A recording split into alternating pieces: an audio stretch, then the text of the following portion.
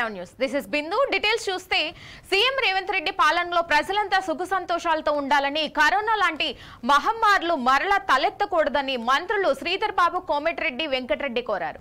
రంగారెడ్డి జిల్లా మహేశ్వరం నియోజకవర్గంలో గల బాలాపూర్ గణనాథుని పూజా కార్యక్రమాలు దర్శనం చేసుకునే అనంతరం మాట్లాడారు. ప్రజలు బాలాపూర్ గణనాథుని దర్శనం చేసుకోవడానికి తండోపతండాలుగా విచ్చేస్తున్నారని, ఒక్కొక్క రోజు 50,000 నుండి 1,00,000 వరకు కూడా భక్తులు ఇచ్చేస్తారని, వారి అభిష్టం మేరకు బాలాపూర్ గణనాథుడు వారు కోరిన కోరికలు తీరుస్తారని, అలాగే గణనాథుని తాము దర్శనం చేసుకోవడం మా యొక్క అదృష్టంగా భావిస్తున్నామన్నారు. ఈ కార్యక్రమంలో మహేశ్వరం నియోజకవర్గం Congress in-charge KLR, Badangpet municipal mayor Parijatha Narasimha Reddy, ప్రభుత్వ విప్ రంగారెడ్డి జిల్లా అధ్యక్షుడు పాల్గొన్నారు.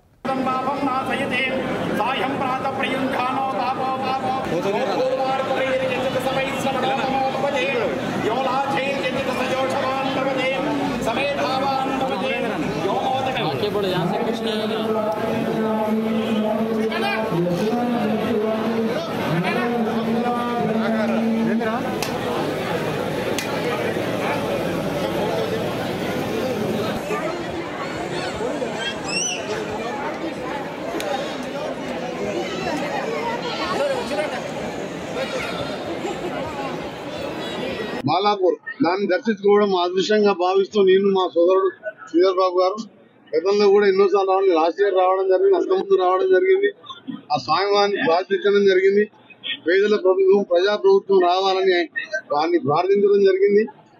వారు కోరిన విధంగా ప్రజలు దేవుడు ఆశీర్వదించి ఇలా మంచి రోజులు వచ్చే విధంగా తెలంగాణలో ఇందిరమ్మ రాజ్యం కాంగ్రెస్ తెలంగాణ కాంగ్రెస్ పార్టీ గెలుస్తున్నందుకు నిజంగా స్వామివారికి ఎందుకంటే వారు ఆశీర్వాదం. ఆ రోజు నేను మొక్కిన ఇక్కడికి వచ్చింది, మీరందరూ ఉన్నారు. ఆ రోజు తప్పకుండా ప్రజల కోరిక మేరకు మా పరిపాలన కొనసాగుతుందని స్వామివారిని కోరేది ఒకటే, 2000 సంవత్సరంలో వచ్చిన మహమ్మారి, కరోనా లాంటి మహమ్మారి లేకుండా రైతులందరూ, నిరుద్యోగులు అందరూ బాగుండే విధంగా ఆశీర్వదిస్తూ ప్రజలను కాపాడాలని, తప్పకుండా మేము మా ముఖ్యమంత్రి రేవంత్ రెడ్డి గారి నాయకత్వం అందరం కలిసికట్టుగా తెలంగాణ అభివృద్ధి కృషి చేస్తూ తెలంగాణ 4 కోట్ల మందికి అండగా ఉంటూ పనిచేస్తామని మరొకసారి తెలియజేసుకుంటూ, బాలాపూర్ ఈరోజు కమిటీ సభ్యులకు ఈసారి అయోధ్య ఆకారంలో నిర్మించి ఇంకా విశేషంగా ఈరోజు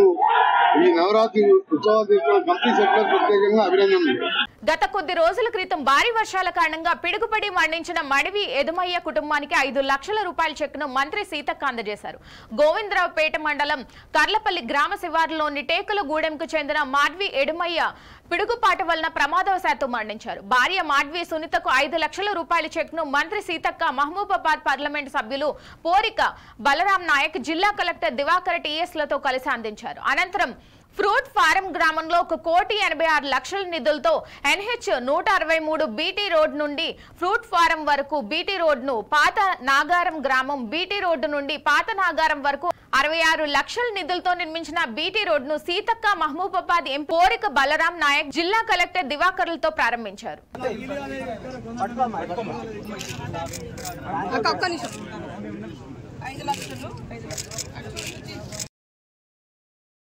30 కోట్లతోటి టౌన్లో కూడా సీసీ రోడ్లు కానీ, డ్రైనేజీలు కానీ ఏర్పాటు చేయడం కోసము అంచనాలతో మన దగ్గర రావడం జరిగింది. తొందరలోనే మిగతా గల్లీలలో అదేవిధంగా డ్రైనేజీలు కానీ, సీసీ రోడ్లు కానీ చేయడం జరుగుతుంది.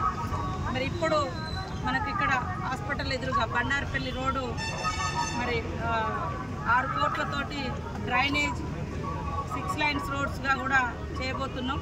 అందరూ కూడా సహకరించాలని కోరుతా ఉన్నాం. 30 కోట్లతోటి రాయనగూడెం రోడ్డు కూడా డబల్ రోడ్డు చేయడం జరుగుతుంది.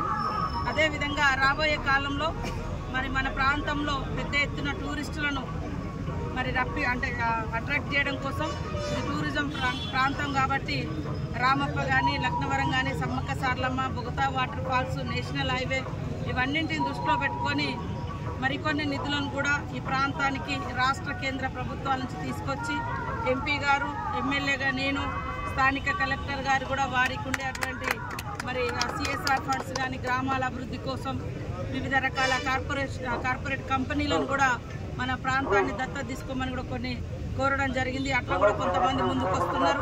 కాబట్టి అందరి యొక్క సహకారంతో మన వెనుకబడినటువంటి ములుగును అభివృద్ధి చేసుకోవడంలో మీరందరూ కూడా భాగస్వాములు కావాలని పేరు పేరున కోరుకుంటా ఉన్నాం.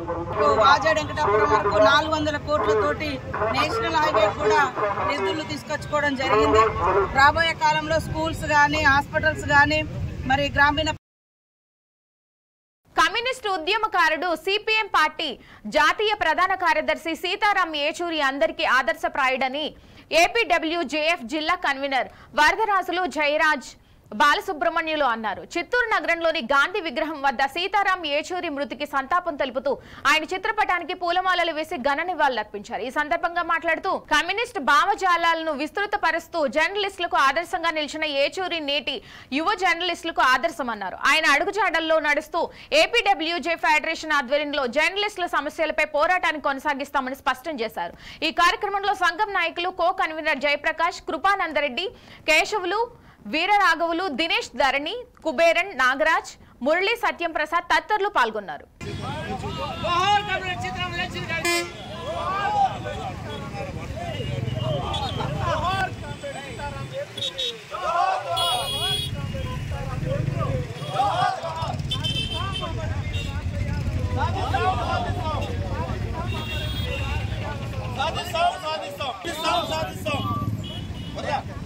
వామపక్ష విప్లవానికి ప్రత్యేకంగా నిలిచిన ప్రవృత్తులు సీతారాం ఏచూరి గారు మృతి ఈరోజు మన భారతదేశానికే ఒక తీరని లోటు. ఒక తెలుగువాడిగా దేశ ఖ్యాతిని, కమ్యూనిస్టు భావజాలాన్ని విస్తృతం చేసిన సీతారాం ఏచూరి గారు మనందరికీ ఆదర్శప్రాయం. ఆయనను మనము ఆదర్శంగా తీసుకొని మనందరం కూడా మన విప్లవ భావాలను ఏ విధంగా ముందుకు తీసుకెళ్ళాలి అనేదాన్ని మనమందరం కూడా చూడాలి. సీతారాం ఏచూరి గారు ఒక వామపక్ష నాయకుడిగానే కాకుండా ఒక పత్రిక ఎడిటర్గా కూడా పీపుల్స్ డెమోక్రసీ అనే పత్రిక నడిపారు. ఆ విధంగా కూడా ఏచూరి గారు మనందరికీ ఆదర్శంగా నిలిచారు. సీతారాం ఏచూరి గారి మరణం తీరని లోటు.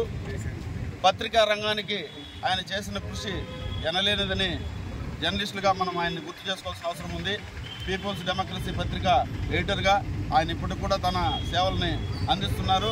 అంతేకాకుండా ఎన్నో వ్యాసాలు రాసి ఎన్నో పుస్తకాలు రాసినటువంటి ఘనత కూడా ఆయనకి దక్కింది. కమ్యూనిస్టు భావజాలాన్ని విస్తృతపరచడంలోనూ విప్లవోద్యమాన్ని ముందుకు తీసుకెళ్లడంలోనూ ప్రపంచ దేశాల్లో కూడా నిజంగానే మన సీతారాం ఏచూరి గారు అగ్రగణ్యుడు. జాతీయ ప్రధాన కార్యదర్శి సీతారాం ఏచూరి గారు అనారోగ్యంతో మృతి చెందడం జరిగింది. భారతదేశంలో కమ్యూనిస్టు ఉద్యమంలో తెలుగు రాష్ట్రాల నుండి కమ్యూనిస్ట్ పార్టీ జాతీయ ప్రధాన కార్యదర్శిగా ఉన్నటువంటి వ్యక్తుల్లో పుచ్చలపల్లి సుందరయ్య మొదటి వ్యక్తి అయితే సీతారాం ఏచూరి రెండో వ్యక్తి. సీతారాం ఏచూరి విద్యార్థి ఉద్యమం నుండి కమ్యూనిస్టు పార్టీలో ఉంటూ కార్మిక నాయకుడిగా భారతదేశ ప్రధాన కార్యదర్శిగా 3 పర్యాయాలు ఎన్నిక కావడం జరిగింది. భారతదేశంలో విప్లవోద్యమాన్ని నిర్మించడంలో కీలక పాత్ర పోషించినటువంటి సీతారాం ఏచూరి మృతి చెందడం అనేది ప్రపంచ కమ్యూనిస్టు ఉద్యమానికి తీరని లోటు. కాకినాడ జిల్లా ఏలేరులో ముంపు వల్ల సర్వం కోల్పోయిన కుటుంబాలను రైతులను తక్షణమే ఆదుకోవాలని సిపిఎం డిమాండ్ చేస్తుంది. సిపిఎం జిల్లా కార్యదర్శి ఎం రాజశేఖర్, సిపిఎం మండల కార్యదర్శి నేలపాల సూరిబాబు, రూరల్ శాఖ కార్యదర్శి కేదారి నాగు, గడిగట్ల సత్యబాబు, సిరిపురపు శ్రీనివాస్ ముంపు గ్రామాలైన పెద్దాపురం రూరల్, కాండ్రకోట, మార్లవ, వడ్లమూరు ప్రాంతాలను పరిశీలించారు. ఈ సందర్భంగా సిపిఎం నాయకులు రాజశేఖర్ మాట్లాడుతూ ఏలేరు ముంపుకు గురైన పంట పొలాలకు ఎకరానికి 20,000 నష్టపరిహారం ఇవ్వాలని డిమాండ్ చేశారు. ఏలేరు ముంపు నివారణ చర్యలు శాశ్వతంగా చేపట్టాలని, ఆధునీకరణ పనులు చేపట్టాలి సిపిఎం నాయకులు డిమాండ్ చేశారు. 3 సంవత్సరాల క్రితం వచ్చిన వరదల్లో బ్రిడ్జ్ కొట్టుకుపోయిందని, తాత్కాలిక వంతును నిర్మించారని, ఈ వరదల్లో తాత్కాలిక బ్రిడ్జ్ కూడా కొట్టుకుపోయిందని, పశువులకు గడ్డి కూడా తెచ్చుకునే పరిస్థితి లేదని రైతులు ఆవేదన వ్యక్తం చేశారు. పంటలు సాగుతున్న కౌలు రైతులను గుర్తించి నష్టపరిహారం కౌలు రైతులకు ఇవ్వాలని, ప్రతి ఎకరానికి 20,000 రూపాయలు నష్టపరిహారం ఇవ్వాలని డిమాండ్ చేశారు. 70,000 ఎకరాల పంట నష్టపోయింది. ఈరోజు ఇప్పటి వరకు రైతులు 30,000 రూపాయలు పెట్టుబడి పెట్టున్నారు. పంట ఈ దశకు వచ్చింది. కానీ ఈరోజు ముఖ్యమంత్రి గారు చంద్రబాబు నాయుడు గారు ఈ ప్రాంతంలో పర్యటించి ఎకరానికి 10,000 రూపాయలు నష్టపరిహారం అందిస్తామని చెప్తున్నారు. 10,000 రూపాయలు ఏ మూలకి కూడా సరిపోయేటువంటి పరిస్థితి కాదు. ఈరోజు రైతాంగాన్ని ఆదుకోవాల్సినటువంటి అవసరం ఉంది. కాబట్టి ఖచ్చితంగా రైతాంగ రుణాలు ఏవైతే ఉన్నాయో బ్యాంకు రుణాలు కానీ సొసైటీ రుణాలు కానీ ప్రైవేట్ రుణాలు కానీ అన్నింటి కూడా రద్దు చేసి వాటికి మారటోరియం విధించాలని చెప్పి మేము డిమాండ్ చేస్తూ ఉన్నాం. రెండో పక్కన కనీసం ఎకరానికి 20,000 రూపాయలు నష్టపరిహారం ఇస్తేనే కానీ ఈరోజు రైతాంగం ఆదుకునే పరిస్థితి కాదు. కాబట్టి ప్రతి ఎకరానికి 20,000 రూపాయలు పెట్టుబడి సాయం ప్రకటించాలని చెప్పి, అలాగే నష్టపరిహారం కూడా ఇంకొక 20,000 రూపాయలు ఇవ్వాలని చెప్పి కోరుతా ఉన్నాం. ఈరోజు ఏలేరు ప్రధాన సమస్య ఆక్రమణకు గురవడం కానీ ముంపుకు గురవడానికి కానీ ప్రధాన సమస్యగా ఉంది. కాబట్టి ఏలేరు ఆధునీకరణ అనేది తక్షణం చేపట్టాలని చెప్పి మేము కోరుతా ఉన్నాం. శాశ్వత ప్రాతిపదికన ఈరోజు ఈ ఏలేరు ఆధునీకరణ సమస్య పరిష్కారం చేయడం కోసం చేయాల్సిన అవసరం ఉంది. ఆధునీకరణ పనులు చేపట్టాల్సినటువంటి అవసరం ఉంది. ఎక్కడైతే ఆక్రమణలు ఉన్నాయో అవన్నీ కూడా తొలగించాలి. ఆ రకంగా చేస్తేనే భవిష్యత్తులో ఏలేరు వాటర్ వస్తూనే ఉంటుంది, కిందకి రైతాంగానికి ఇబ్బంది వస్తూనే ఉంటుంది. అందుకని ఖచ్చితంగా ఏలేరు ఆధునీకరణ శాశ్వత ప్రాతిపదికన చర్యలు చేపట్టాలని కోరుతాం. రెండోది కాండ్రకోట బ్రిడ్జి కూలిపోయింది.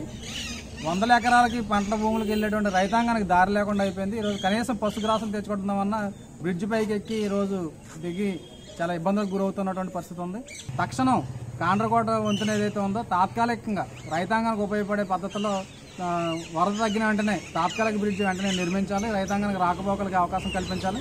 పశుగ్రాసం తెచ్చుకోవడానికి రైతులకి సౌకర్యాలు కల్పించాలని మేము కోరుతా ఉన్నాం. సిపిఎం అఖిల భారత ప్రధాన కార్యదర్శి సీతారాం ఏచూరి సంతాన సభ కాకినాడ జిల్లా శ్యామల సెంటర్లోని సిపిఎం కార్యాలయంలో నిర్వహించారు. ఏచూరి చిత్రపటానికి పూలమాలలు వేసి నివాళులర్పించారు.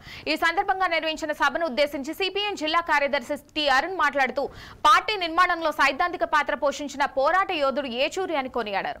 ప్రజాస్వామ్యం పైన, లౌకిక తత్వం పైన, రాజ్యాంగం పైన విస్తృత దాడి జరుగుతున్న ఈ తరుణంలో సీతారాం ఏచూరి మరణం తీరని లోటన్నారు. ఎమర్జెన్సీ కాలంలోనూ అప్పటి ప్రధాని ఇందిరాగాంధీ విధానాలను వ్యతిరేకించి పోరాటాలు నడిపించిన మహాయోధుడన్నారు. సిపిఎం సీనియర్ నాయకులు టిఎస్ ప్రకాష్ మాట్లాడుతూ సీతారాం ఏచూరితో ఆయనకున్న అనుబంధాన్ని గుర్తు చేసుకున్నారు.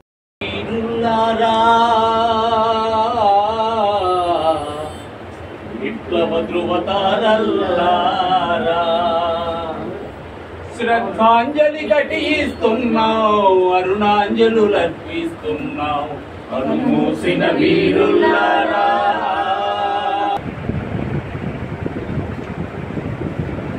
జోహార్ కాంగ్రెస్ సీతారాం ఏచూరి. కాంగ్రెస్ భారతదేశంలో రాజ్యాంగం మీద, లౌకిక విలువల మీద దాడి జరుగుతున్న నేపథ్యంలో రాజ్యాంగాన్ని, లౌకిక విలువల్ని నిలబెట్టడం కోసం జరిగేటువంటి దేశభక్తి ఉద్యమానికి చాలా తీవ్రమైనటువంటి లోటు. సీతారాం ఏచూరి గారు ఆయన వ్యక్తిగా అత్యున్నత స్థాయికి ఎదిగినా సరే అందరితోని, ఆయన పలకరించిన అందరితోని, కామ్రేడ్స్తోని చాలా నేల కిందకి డౌన్ టు ఎర్త్ మనిషిలాగా మాట్లాడేటువంటి స్వభావం ఉన్నటువంటి వ్యక్తి. మన ఆంధ్ర రాష్ట్రంలో ఆంధ్రప్రదేశ్ రాష్ట్ర పార్టీ విస్తృత సమావేశాలు రాజమండ్రిలో నిర్వహించాం 2015 డిసెంబర్లో.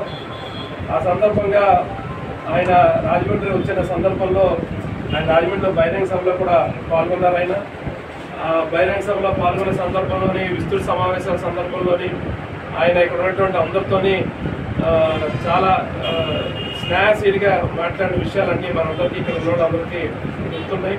ఇవి బులెటిన్ లోని అప్డేట్స్. మరిన్ని అప్డేట్స్ కోసం చూస్తూనే ఉండండి రిఫ్లెక్షన్ ఆఫ్ ట్రూత్.